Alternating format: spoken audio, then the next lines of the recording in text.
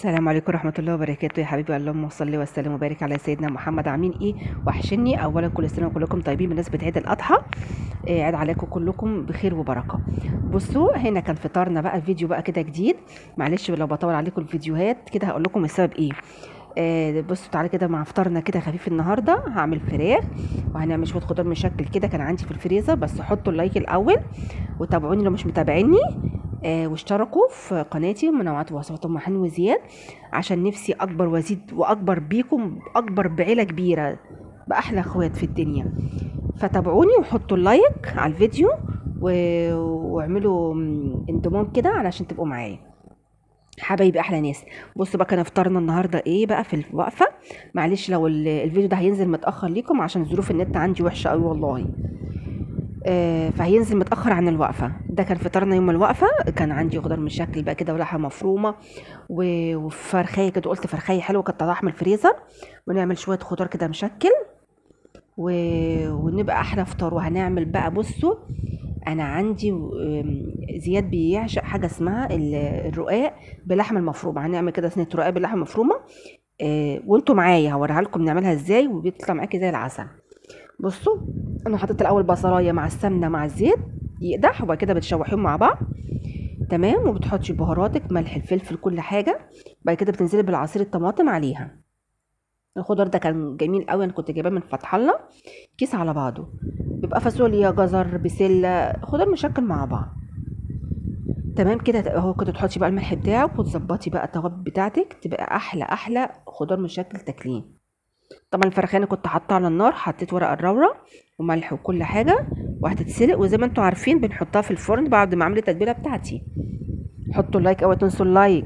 حطوا لايك على الفيديو. اكلتنا الجميله يوم الوقفه، في فطارنا الخفيف كده الحلو كده. يلا حطوا لايك بسرعه واشتركوا في القناه. بصوا انا حطيت عصير الطماطم اهو، بحط معلقتين صلصه على الخضار عشان يطلع معاكي يعني احمر. الصلصه بتديله لون محمر حلو. وادي الفرخايه بتستوي اهي. تمام. تعالوا بقى نعمل ايه. نعمل العصاج اللحمه المفرومه اللي هنحطه على صينيه الرقاق بتاعتنا. تمام. بنحط كده البصلايه كده نقلبها حلو عشان تحطي اللحمه المفرومه بتاعتك. على فكره الربع المفروم بره ب55. انا ما اكذبش عليكم، يعني انا بجيب على قد اللي انا هعمله. دول كان بحوالي 35 جنيه او 40 جنيه، جبت على قد الفلوس اللي معايا. اهم يا دوبك ايه يقضوا الغرض وخلاص ماشي. دول بقى حبه كده اهوت كده عملتهم بقى كده بالعصاج اللحمه مفرومه عشان تظبطيه وتظبطي ملح وكل حاجه وتخليه جاهز، بحيث لما تخلص شوربه اللحمه، شوربه يا رب الفراخ اسفه، الفراخ اللي عاملينها تاخديها وتعملي بيها الرقاق، صينيه الرقاق بتاعتنا. تمام. كان بيطلع معاكي احلى فطير رقاق باللحمه المفرومه. كنت تظبطي كده حالك بقى كده. ادي اللحمه المفرومه تستوي، نعمل بقى شويه رز بشعريه. طبعا زي ما انتوا عارفين بنعمل الرز، مقدار الرز على مقدار الميه بتاعتنا. سامحوني يا حبايبي لو انا بس صوتي متغير، لان انا تعبانه من قبل العيد بيومين، عندي برد شويه شديد. ادعوا لي كده باذن الله اخف، لان لسه البرد شديد عليا. بصوا كنت بوريكم هنا الخضار اهو بيدي غلوه حلوه اهو. ورز بشعريه، عملنا الشعريه خلينا لونها اصفر وحلو. تحطي بقى الرز بتاعك، عامله مقدار الرز على قد مقدار الميه المغليه. 3 يبقى 3 ميه مغليه. وتقلبيها مع الشعريه عشان تاخد سخونيه الشعريه على النار، يطلع معاكي الرز بشعريه مفلفل وجميل وحلو قوي. هتعملي الطريقه دي هيطلع معاكي رز مفلفل. وتوطي النار عليه، ولما يحتاج ميه لو لقيتيه محتاج ميه هتزودي ميه سخنه. تمام. سيبناه اهو كده بقى كده. تعالوا بقى شوفوا بقى هنعمل ايه مع الرقاق بقى، صينيه الرقاق بلحمه مفرومه. انا هنا كانت شوربه الفراخ كانت خلصت، حطيت الشوربه بحط عليها بصوا ايه بقى، شويه لبن. اعملي الطريقه دي، اللبن جميل جدا مع الشوربه اذا كان شوربه فراخ او لحمه. وتحطي ملح وتحطي تظبطي بهاراتك وتسقي فيها الرقاق بتاعك، هيطلع معاكي جميل جدا. بصوا كان عندي رقاق اهو، ظبطيه كده اهوت. حطي كل رقاق. كنت بجيب انا هنا بقى عندي الصينيه بقى هنا بتاعتي. بصوا بجهزها كده اهو. بدهن الصينيه سمنه. ماشي. ادينيها كده سمنه. انا عندي الصينيه دي بتبقى حلوه قوي قوي، اللي هي مش فاكره انا اسم الصواني دي ايه، بس انا دي بستعملها على طول على فكره. ماشي. فكروني برضو في تعليقات، انا مش ناسيه والله. بتدهنيها سمنه. على فكره دي مش بتلزق فيها اي حاجه والله خالص. بحبها عن الصواني الالومنيا والتانيين يعني. بتسقسقي بقى كل راق وراق بين الرقاق. طبعا بتعملي في الخلطه اللي انا وريتها لكم دي، اللي انا وهي قدامكم شوربه عليها شويه لبن. بتسقيها وتحطي كل واحده وواحده سمنه، تدهني سمنه او تسقيها كده بالمعلقه كده، يمين يعني فوق وتحت ظهر ووش، وتسقيه وتحطيهم فوق بعض، وتحطي قبل الطبقه والطبقه سمنه. تمام. بصوا بقى كان طالع زي العسل وجميل. انا تملي بفضل يوم الوقفه كده في اي عيد لازم اعمل الرقاق دوت بلحم مفروم، يبقى جميل قوي جنب الاكل، جنب فراخ جنب لحمه جنب طبيخ، بيبقى زي العسل والله. ادهني كده اهوت اهو بين بسقه اهي كده. على فكره لو اتكسر منك او مثلا واحده وقعت او كده عادي خالص، مفيش اي حاجه بتحطيها. حتى لو متكسر بتجمعيهم على بعض بيطلع معاكي عادي. جمعيهم كده وحطي وافرديهم. لو مثلا معاكي 12 طبقه رقاق، خدي النص 6 تحت وحطي العصاك بتاعك و6 فوق، يعني عدي الطبقات واعمليها بالتساوي. تمام. خديها بالتساوي. انا كنت باخد كل طبقه وطبقه بينها سمنه. بصوا ازاي اهو، بتجيبي الخلطه اهي الشوربه على اللبن، بتجيبي بالمعلقه كده وتفردينها اهو. بصوا عملت الطبقه الاولانيه، بجيب بقى العصاج اللي انا عملته بالبصله معاكم، واقوم حاطاه كده وتفرديه في نص الصينيه. افردي بقى كده، ايوه افردي بقى كده اهو. بصوا يلا بقى حطوا اللايك بسرعه على الاكله بتاعتنا الجميله دي. كل سنه وكلكم طيبين. قولوا لي في التعليقات برضو يا ام حي احنا كان فطارنا ايه بقى في يوم الوقفه. او بص كان بيتكسر عادي خالص معايا، مفيش فرق. بجيب الورقه المتكسره واحطها عادي، واجمعها واحطها مع بعض. مش هيقول لا، هيبقى معاكي في الفرن وهيبقى زي الفل. طبعا انت لما بتخلصي كل الطبقات وتمام، الخلطه اللي اتفضلت معاكي من الشوربه واللبن، اللي هي التسقيه بتاعه الرقاق، هوريكم دلوقتي بعمل الرقانه ازاي بطريقتي، بيطلع جميل قوي.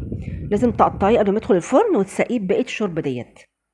لازم تقطعيه علشان لو ما قطعتوش هيبقى صعب معاكي لما تطلعيه، هيبقى ناشف. لا قطعيه يبقى سهل معاكي، هو لسه بالتتبيله بتاعته اللي هي الميه والشوربه واللبن، احسن من انه يطلع ويعني يعذبك في التقطيع بتاعه. ابص كنت باخد كل طبقه كده، باخد المتكسر عادي وبجيب منه الاركان اللي هي اللي لسه ما اتحطتش او فيها فراغ، وبحطه عادي. احطه بقى كده اهوت وتظبطي.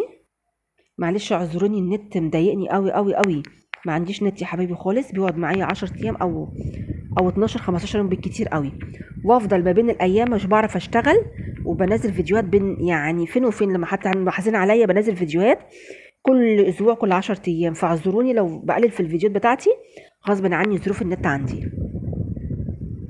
ربنا يسهلها يا رب ويبعت الفرج من عنده، بجد النت ده حاجه صعبه قوي والله العظيم، لما بيخلص مش بنقدر نجدده او مفيش امكانيه تانية ان احنا نجدد النت تاني.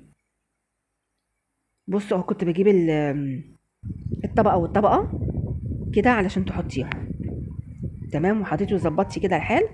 انتوا عارفين عشان انزل لكم الفيديو ده عامله ايه، والله العظيم يا حبايبي بحق لا اله الا الله والايام المفترجه احنا فيها، يعني مدخله كارت كبير علشان احمله وانزله على القناه، عشان بقالي فتره ما نزلتش، وقلت انزل لكم الفيديو ده عندي بقالي يومين. ادعوا لي بس. او كنت بتحطي سمنه فوق الوش وتظبطيه حلو قوي صينيه الرقاق، وتقطعيه زي ما بقول لكم بالسكينه، بتقطعيه. بصوا بتقطعيه هو لسه شارب الشوربه بتاعته، يبقى طري لسه، فلما تقطعيه بيبقى سهل عليكي. بصي بقى بتحطي بقى الخليط اللي انت عملتيه او الشوربه، بتسقيها فوق الوش كله علشان هي دي اللي بتستوي معاكي في الرقاق، بيسوي الرقاق.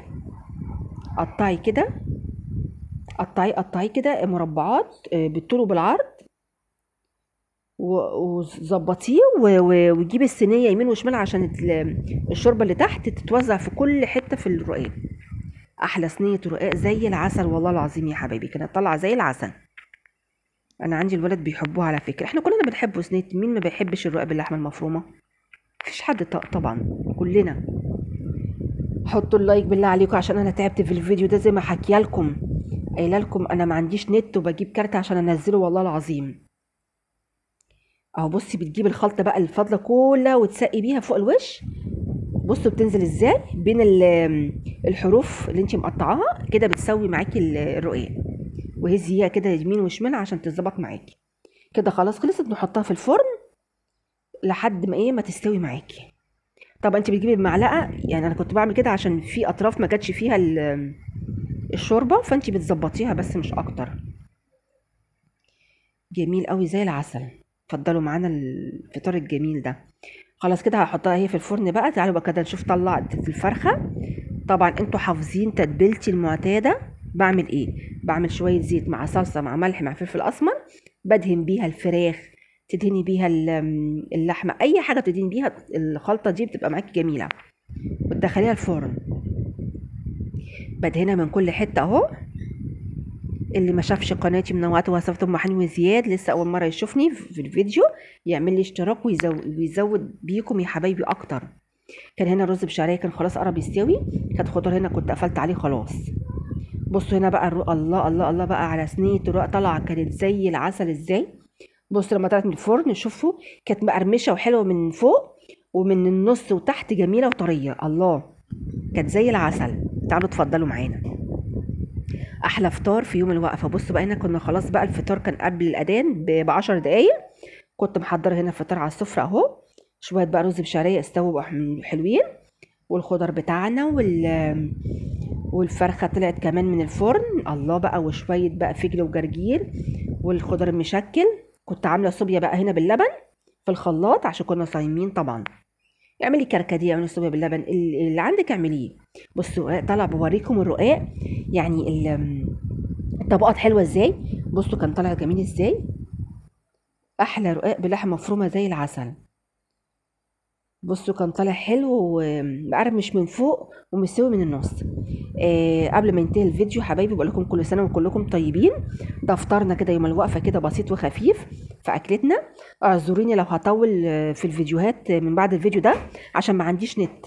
غصب عني انا بجيب الكارت بين الفيديو والفيديو بطول فيه عشان انزل لكم الفيديوهات.